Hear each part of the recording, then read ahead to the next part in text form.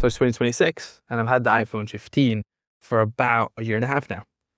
During this time, I've really put the phone through its paces. It's been a pretty solid phone, but it's not been perfect. And we'll be talking if the iPhone 15 is still a good purchase in 2026. Now, for a little bit of context, I upgraded to an iPhone 15 from an iPhone 11. So that's a pretty significant jump.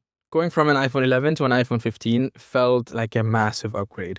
I went from having an LCD display to an OLED display, better cameras, better processors. All of that was just amazing. Now, I didn't get the iPhone 15 at launch. I got it 1 year after it came out. This is because I could save on some money. The biggest issue I have with this phone in my year and a half of using it has to be the heat. The phone gets way more warm than it should. Heavy gaming or gaming for a prolonged amount of time, video calls, or the phone is going to start overheating. But the real problem is what happens after it heats up. Once it gets hot, battery drops faster, performance goes down. So you'll see a lot of frames dropping, you'll see a lot of stuttering, a lot of lag on your phone, which just isn't good user experience. And at that point, you just have to leave it alone. And for a phone, that's kind of annoying. Now, if I had to give it a score, let's just call it frustration score, I would give it 8 out of 10 when it overheats. So yeah, it's pretty annoying. And let's get into performance. It's not slow, but it doesn't feel smooth all the time. Now, this probably is due to a number of factors. Probably the battery getting a bit older, perhaps new software updates making it a bit sluggish as well, but it has been noticeable. So things like unlocking the phone, swiping between pages, sometimes just feels very laggy. It's nothing major, but it does happen daily. And just FYI, I think I started to notice it a lot more after I updated my phone to iOS 26. Maybe it's the new UI, maybe it's a bit more heavy, but if you had the option to, let's say, not update to iOS 26, then I would.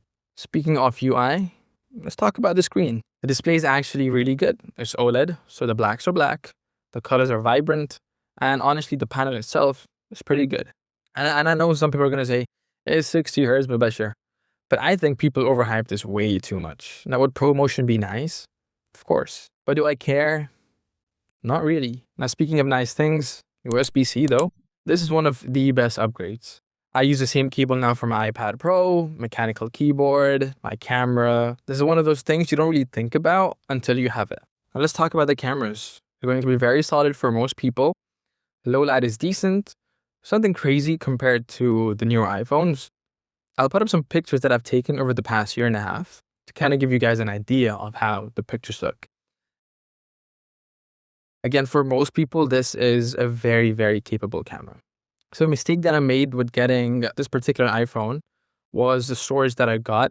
Hindsight, I should have gotten the 256 GB model. I got the 128 GB one, and I constantly run out of space. And I just have to back up my photos on my computer, and it's just really, really, really annoying. And I know that this isn't a problem with the newer iPhones. It's because the base model comes with 256 gigs now, which is how it should have been. Now, this is going to be a problem for people who take a lot of videos and a lot of photos. If you don't really do that, then 128 should be fine. But just a piece of advice, I would definitely go for 256 or higher. Now, the thing that Apple really does well with their products has to be their build quality.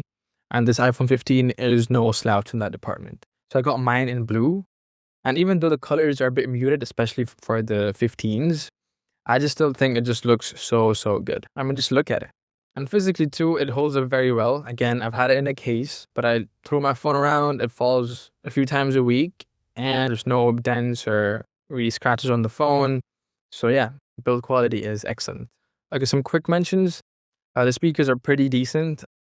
They're more than good enough to watch YouTube or anything that you really want to watch or listen to on your phone. Speakers get pretty loud. I really like how the iPhone 15 has the switch, or still has it, before they removed it from, I think, the iPhone 16. So I really like how the fact that you can toggle it on and off. You don't really have to see or check your phone. You can just feel it and you'll know if it's where you want it to be. So now the big question is, should you still get the iPhone 15 in 2026? If you're not going to be using the iPhone 15 for anything crazy, for anything too demanding, then this is still a very, very good shout. And I know that the prices have gone down significantly, so you'll be able to get it for a really good price.